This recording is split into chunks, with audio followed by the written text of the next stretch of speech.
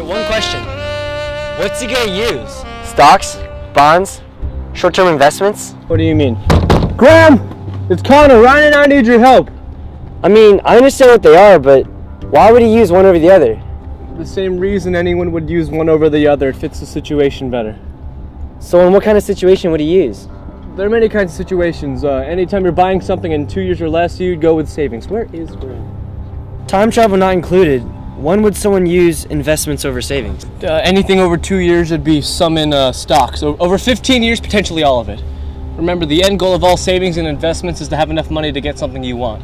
With savings, they will usually have something in mind that they want, college, retirement, a house, that kind of thing.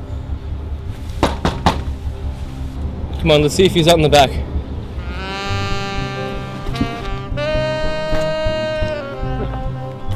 Where could he be? So why would Vega use stocks over short-term investments? Because! Or even bonds? Well, short-term investments and bonds don't go up and down as much. Stocks usually have higher return values over the long term. But wouldn't he then have a much higher risk of his stocks losing value? Yes, over short periods of time. Keep in mind we're talking about periods of 50 years or maybe even more. But what happens if something happens between now and the next time he goes, like the Great Depression? Over long periods of time. The extreme drops in value even themselves out with the extreme spikes in value, leaving only moderate change. Think about it. After the Great Depression, America's economy was through the roof. People always get excited when the economy goes up or down, but in the long run, there's very little change. In fact, the worst 50-year stock market return ever was an average of only 8% a year. Oh, I get it. So he wouldn't use his savings account because it doesn't have a high enough return.